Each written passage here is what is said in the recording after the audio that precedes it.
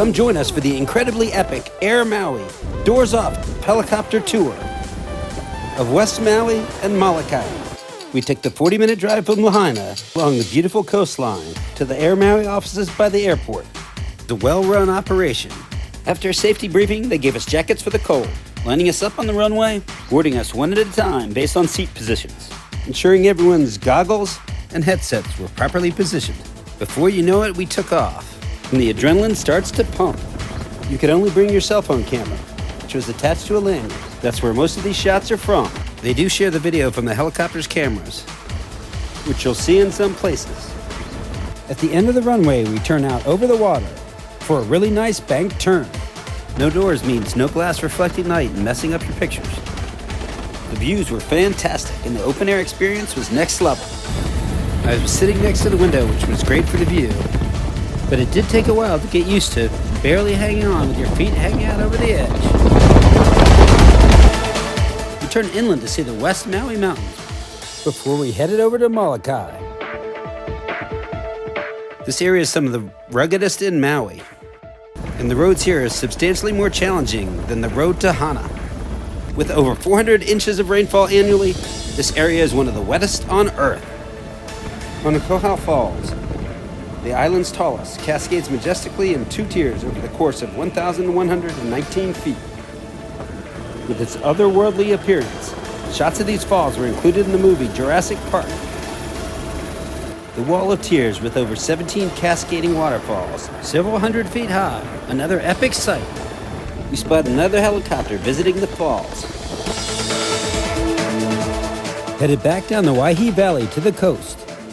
The heavy rainfall in the area is caused by the predictable pattern of the sun heating the ocean, sending humid air into the sides of the volcano, resulting in clouds that get trapped by the mountains, creating extensive rainfall. We hugged the rugged West Maui coastline, passing Kahakalua Head, where an ancient Maui king used to dive from heights to inspire his warriors before battle, before we headed across the water to Molokai, crossing a 7.5-mile channel where whales give birth every winter. So be on the lookout if you're there that time of year. On the right is Kanaha Rock, a seabird sanctuary. You can see why they say it looks like a turtle swimming. Crossing over the coast of Molokai. Volcanoes, rain, and pounding surf have created one of the most unique landscapes on Earth on northeast Molokai. Round in the corner, you can see Kapuapua Falls and Molokula Falls. This is the rainy side of Molokai, which is much wetter than the other, with up to 200 inches of rain a year. The rainwater has cut spectacular valleys in the volcanic shield, with sheer walls and nearly vertical drops. The consistent rainfall creates a lush emerald green landscape. The sea cliffs of Molokai, up to 4,000 feet, the tallest in the world. Get your first glimpse of spectacular Papalua Falls in the distance.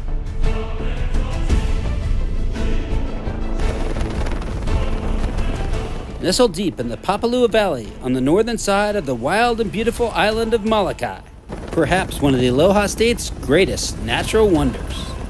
Surrounded by lush emerald greenery and the world's tallest sea cliffs, Papalua cascades more than 1,250 feet down the crater created by the sheer force of the Kalailua Stream.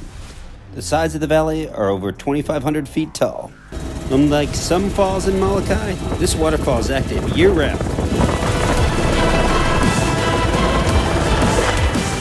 The falls consist of 5 drops, with the tallest over 1,100 feet.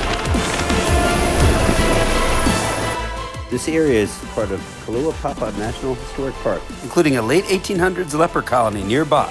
An interesting story in and of itself, and the subject of the movie Molokai in 1999. Looking down the waterfall was one of the most impressive natural sights that I've seen in a lifetime of travel around the globe.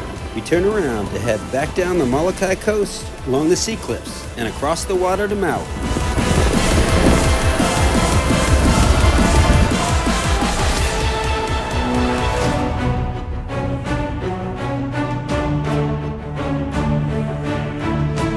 Our pilot Richie was a good dude who shared a lot of knowledge, steeped in Hawaiian history and culture, including kids that speak the language fluently.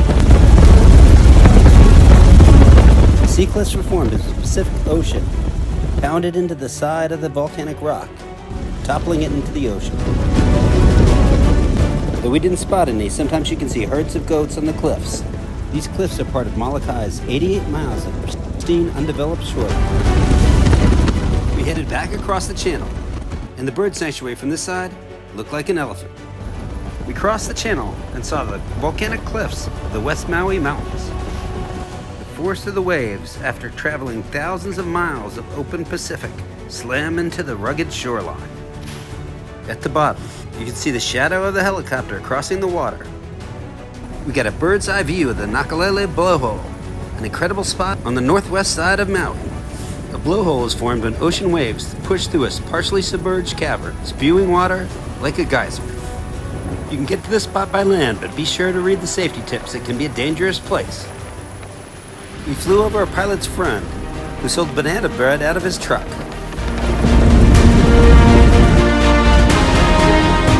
Kahakaloa Head is located in a very remote area in West Maui on the island's north shore near the sleepy village of Kahakaloa. The 636-foot hill is a scenic landmark, but not many people make it here.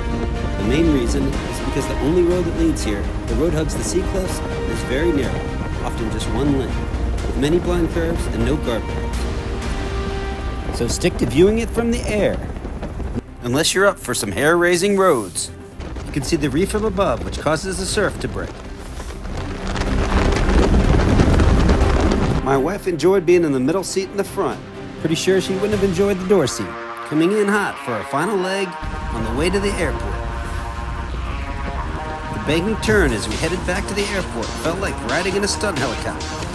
I was pretty relaxed at this point, but I'm not sure how I'd feel if I was taking a hard banking turn like that, sitting on the downside when I first started, wearing just a seatbelt. It wasn't cheap, but it was well worth the experience. Feel free to ask questions in the comments. And subscribe for more from Maui. Click that Bob Shots button on the left and join us for more of our travels around the world. Let's see where we'll go next.